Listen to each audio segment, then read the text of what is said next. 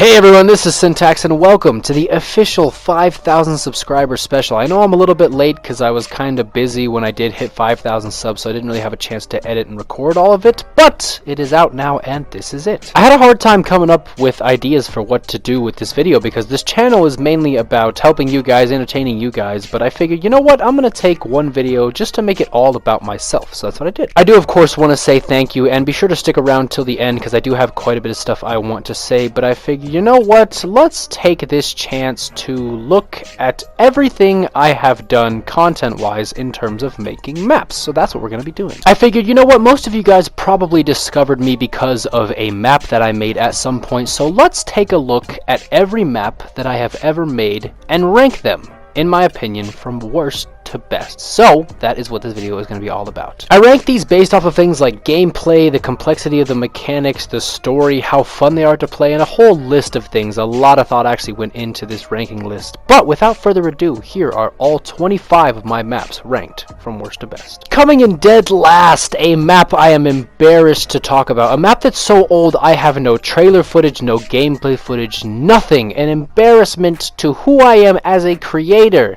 is Syntax Zone Wars. Back when these storm controlling devices came out and Zone Wars were starting to gain a little bit of popularity, like Enigma was blowing up and stuff like that, I was like, you know what, I'm gonna make a Zone Wars for me and my friends to play, and that's what I did. But this map is a train wreck. The aesthetics were awful. When you spawned in, you had to pick up the guns and then arrange them in your inventory. It was just very quickly thrown together, and it was fun. I'm not gonna lie, we did have a lot of fun playing it, but it is awful compared to what I can do now. Like I said, there was no footage of this map. I didn't have any trailers that I made for maps back then, so I had to go through my long list of maps and just pull this map up and run around so you guys could see what it looked like. But I'm sure not a lot of you knew about this map, and we could just keep it that way because this map is awful and it 100% deserved the 25th spot. Coming in close behind at 24 is Escape the Abandoned Favela. For my 2,000 subscribers special video, I actually did a walkthrough of this map because there wasn't any on my channel, and it was the first escape map that I had ever made, but I will be the first to admit that this map is just stupid. The only reason I actually built this map was because I got tired of people calling their maps escape maps when really they were just death runs because they had traps and you could die in them. So I was like, you know what, we're gonna build a map,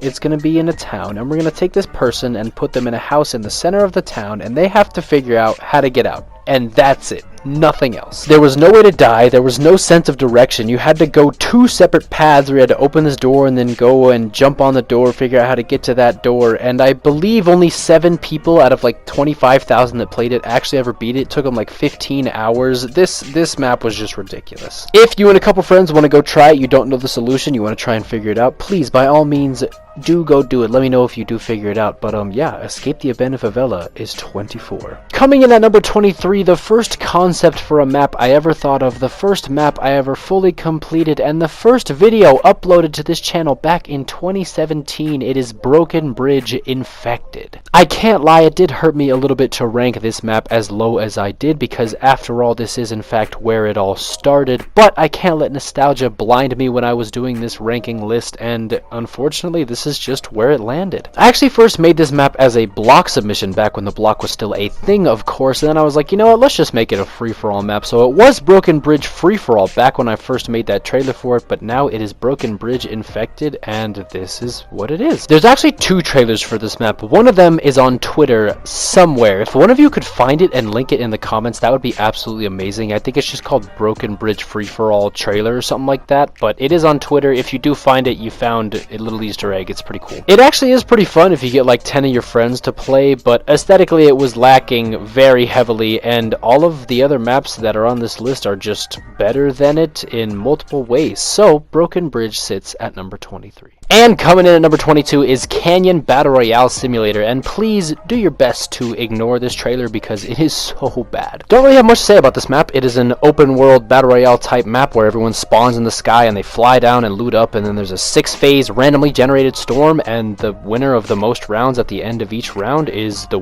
overall winner. That's basically the whole thing. It was actually pretty fun to play back then. It was also not that bad, but comparing it to today's standards, the aesthetics are just horrible, so it's sitting at the number 22 spot. And coming in at number 21, another map that pains me to put it this low, the first video that actually used my current background song, the song that's playing right now, is Get Over It with Syntax Error. For those of you who don't know, this map was actually an homage to a game called Getting Over It with Bennett Foddy, where in that game you played as a man stuck in a cauldron, and you only had a sledgehammer as your form of movement, and you had to move up this mountain in this sort of 2D plane. So I tried to create something very similar, where your movement was only 1 block wide, and you had to ascend this vertical mesh of just a bunch of random props, and I mean, I guess that's what the final product was Get Over It with Syntax Error. It's an extremely difficult, unfair map. I think only 3 people have beat it, and one guy said he was working on it for months, but aesthetically it's kind of wacky, but it's supposed to be because the game had wacky aesthetics, but it's way too difficult to be considered fun, and that earned it the 21st spot. And coming in at number 20, also coming in at number 19, because for some reason I don't have footage of either of these maps, it is the Syntax Escape Room and Endless Inception, both the first rendition of their respective titles. Both of these maps and the series they're a part of are kind of staples for my growth in this channel, because for a long time the Syntax Escape Room and the Endless Inception series, that was what I was known for. People were waiting for the next Escape Room map and the next Endless Inception map. The Syntax Escape Room was my first escape room themed map inspired by the actual movie Escape Room, and Endless Inception was my first ever horror map inspired by the Silent Hill playable teaser. If you don't know what either of those are, please, I do encourage you to check them out, because they're both pretty cool. That being said, while these maps do hold a special place in my heart, they are irrationally difficult. I do not encourage trying to beat any of these without a walkthrough, and especially the Syntax Escape Room, because it is just so difficult, and the aesthetics are subpar to say the least. So they are at the 20 and 19 spots. And coming in at number 18, the next map in the series is Endless Inception 2, The Fear Paradox. I don't really have much to say about this map. It was slightly better than the first, in my opinion. The story just kind of continued onward, and it was a little bit easier.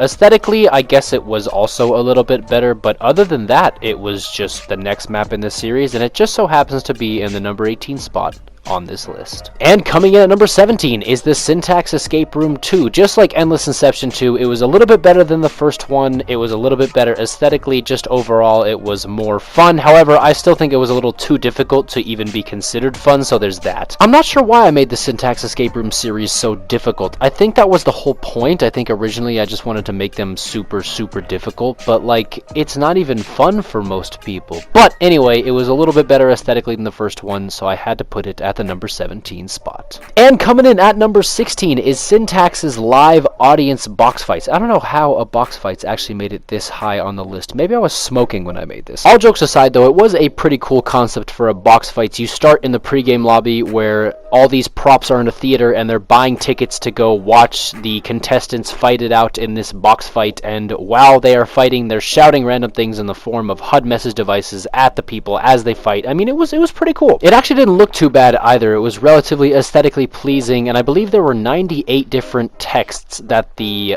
audience could shout at the players while they were playing. But nonetheless, it is just a regular box fights. Aside from that, you know, it's like a free-for-all. I think 16 players can play it, and it's nothing too crazy, so it deserves the number 16 spot. And coming in at number 15 is Special Agent Zone Wars. Man, this map had so much potential, and I am quite disappointed that it didn't end up going anywhere or being as popular as I wanted it to be. This was actually the first map that I built with intentions of submitting it for a feature in hopes of course, getting it featured, and I thought it was going to be perfect. I mean, the pre-game lobby was the Chapter 2 Season 2 loading screen, and in the Zone Wars, you played as the agents and used their respective weapons. There were 16 different loadouts, and not only could you play as every agent from that season, but you could also play as guest characters like John Wick and Deadpool, and I really thought that it was going to be good enough to be featured, and I was super excited to submit it, but unfortunately it got denied like multiple times, so yeah, that was that. The map flowed nicely, it had pretty good aesthetics for a Zone Wars, and it was relatively fun, so it earned itself the 15th spot. And coming in at number 14 is the Syntax Escape Room 3. Again, not much to say about this map. It was a little bit better aesthetically than the other maps, but again, it was just too difficult to even be considered fun, so it earns itself the number 14 spot. And of course, sticking with the theme here, here. Coming in at number 13 is the Syntax Escape Room 4. Again, same story as the last one. The rooms were a little better, the aesthetic was a little better, and you know, this was actually the first map that I made a trailer for, so that was pretty cool. But again, it's just too difficult to even be considered fun. And by first trailer I made for a map, I meant the first trailer for a Syntax Escape Room map. But anyway, the last of the Syntax Escape Room series, at least as far as you guys know, the Syntax Escape Room 4 comes in at number 13. Coming in at number 12 is Endless Inception 3. Now this map is, I think, where I started to really understand what direction I wanted to go with the series, and I was a little bit better of a builder, so the aesthetics were much better. So this map was way better than the first two Endless Inceptions. This map was a prequel to the first two maps, so the story was kind of coming together. You were starting to understand the origin of all of John's problems. I believe that was his name. But I didn't actually have a trailer for this map, which is actually one of the reasons it didn't beat out this next map. But Endless Inception 3 comes in at number 12. And coming in at number 11, the final map in the series, and the best map in my opinion, is Endless Inception 4. This map had the best aesthetics. It fully completed the Endless Inception story. It had my first custom character, well, I guess not my first, Siren Head was my first, but it had my first custom character that was fully thought up of by me, and it was just a blast to make, and it had a really good trailer. The map had better aesthetics than the previous three maps. It was easier to complete. It had multiple endings, and the horror aspect and the horror vibe you got from it was just better overall. I know it sounds like I'm kind of tooting my own horn, but I really do think this was the best map in the Endless Inception series, and it earned itself a spot at number 11. And just barely making the top 10, my most recent map at the time of this video is Turquoise Vs Magenta. This is probably the most unique red versus blue style map that you will ever play, and I say that with confidence because the palette I went with, like the whole mosaic stained glass look, has never really been done in a red versus blue map. Other than the look of it though, and the ability to gain health from emoting, it's pretty much just like all the other red versus blue maps. You can get coins from eliminations to upgrade your loadout, and then you just fight for 30 minutes, and whichever team has the most kills is the winner. Of course, you all have infinite respawns, and it is pretty fun, I'll say that. Also, fun fact about this map, as unique as it may be, I did already submit it, and it did already get denied, so you probably won't be seeing this in the featured island section anytime soon, but in my opinion, it was good enough to make the top 10. And coming in at number 9 is the Holiday Cabin Parkour Race, and similarly to Turquoise vs Magenta, this might be the most unique parkour map you ever play in your life. 50 different uniquely decorated levels that are spread around this main cabin that are in the form of the props they represent. You click on the prop, you get taken to a larger version of the level that is based around that theme. This one is 1 to 5 players, and you have 30 minutes to try and collect as many coins as you can and get the most points. I thought it was super fun. Again, this one also got denied by Epic, but it just edged out Turquoise vs Magenta and is number 9. And coming in at number 8, my most popular map and still my most popular video on this channel by an unbelievable margin is Siren Head. I really don't have much to say about this map. Compared to what I can make now, it really isn't all that. I rushed it because I was trying to be the first person to complete a Siren Head map because I wanted to be known as the guy who made Siren Head, and like Siren Head was getting really popular, so I just wanted to crank it out, and it could have been so much better if I just took a little more time. Regardless of all that though, I think this was my first map where I did a really good job at building suspense, and it is my most popular map, and it's what a lot of people actually know me for and how they found me. So for that reason, it earns the number 8. And coming in at number 7 is Fort Monopoly. Now again, I'm going to say this with confidence, and when I say that this is the best Monopoly recreation in Fortnite that you will play, I mean it. I would have actually ranked this map higher, but unfortunately Epic changed the way we are able to drop items. You can't actually select a specific amount of any one item that you want to drop, and the currency exchange system in this game relied entirely on you being able to select a specific amount of gold you wanted to drop the other player in case you landed on their property or whatever. Other than that minor inconvenience though, this map really is amazing. My friend who did the entire board actually did it all out of pixel art, and we changed all the locations to be relative to Fortnite, so we changed income tax to V-Buck tax and community community chest to king's chest, and all of the little locations had all their little names. It was really great. If you haven't played it or checked it out, I would recommend it. There's a working dice rolling system, a working bank system. It is 2 to 8 players. It's super fun, and for that reason, it earned the number 7 spot. And coming in at number 6, another map shot down by Epic's Acceptance team in terms of featuring, and my only zombies map, and again, probably the most unique zombies map you'll ever play, is Geometrical Ascension. Now, this may be a bit of a biased opinion, but whenever I play this map with friends, I have so much more fun than I would on any other zombies maps. It's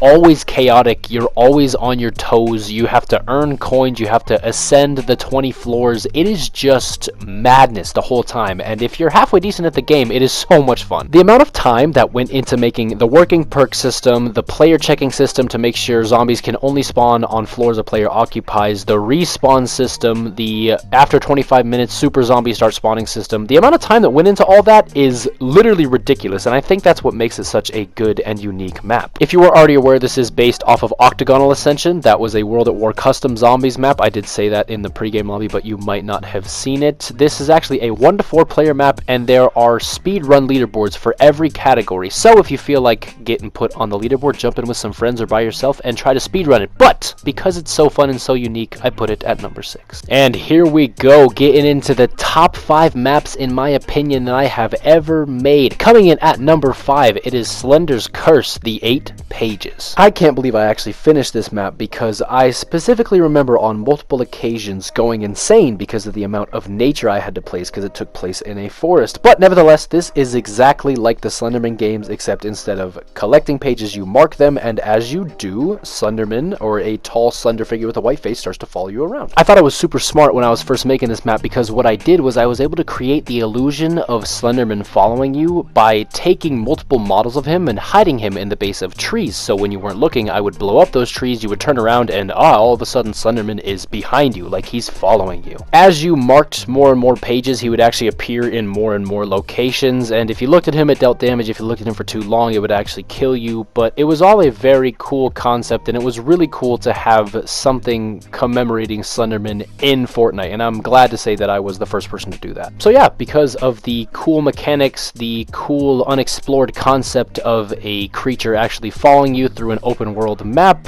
I put this at number 5. And coming in at number 4, a map that I said would get a part 2, but at this point I really don't even know anymore. It is the Boogeyman. This map as a concept was a challenge for me because this was the first time that I wanted a horror map to take place in one house. Just one house, and I wanted to see if I could somehow make it scary enough while staying in just this one house. I think after you work your way through the map and see the Boogeyman in all these different locations in the same house, it was actually a very unique experience for the player at the time because I don't think something like this had been executed in Fortnite before, and I think I did a relatively good job. I did a pretty good job on the Boogeyman's model, in my opinion. It was really fun positioning him in all these different spots around the house, and it was also my first attempt at animation, which was pretty bad. But because of the response from the community, all the people playing it and making videos on it, I put it at number 4. And coming in at number 3, my second favorite horror map of mine, a map that wouldn't have even gotten made if it wasn't for you guys suggesting it in the comment section. It is Cartoon Cat. After I released the Siren Head map, there was a bunch of people in the comment section that were saying, you gotta build a Cartoon Cat map, please build a Cartoon Cat map, and I had no idea who Cartoon Cat was, so when I looked him up, I was like, oh, there's no chance. The props that I would have to use, he would just look stupid, I just can't do it. And then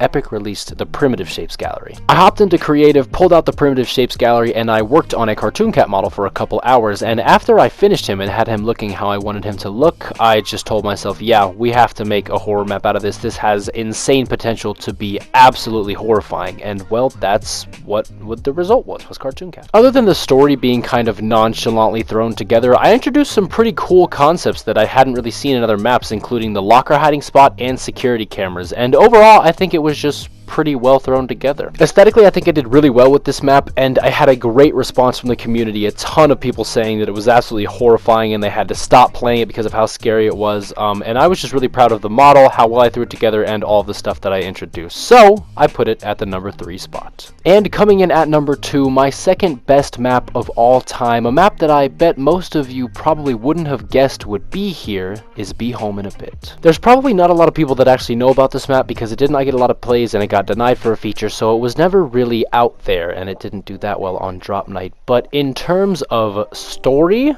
in terms of the amount of effort that went into this map, the amount of depth that I put into this map, along with my friend Blank Affinity, who actually came up with most of the story, this map was ridiculous. In terms of aesthetic, character, and flow, I think I got everything perfectly, but the main thing that made this map was the message and how I chose to convey it. It was actually based off of the Netflix short, If Anything Happens, I Love You, and I kind of put my own spin on it, but the message was just so important, and I think I did a great job conveying that. For those of you who don't know, the story is about a mother and her 2 sons, and one of her sons actually loses their life in a car accident, and his brother and his mother have to deal with the stress and the dread that that puts on their family through recovering through therapy and trying to move on from this accident. The message of the map was really heartfelt, and I did truly mean it when I said that you should just tell someone you love them, because you never know when it's going to be the last shot.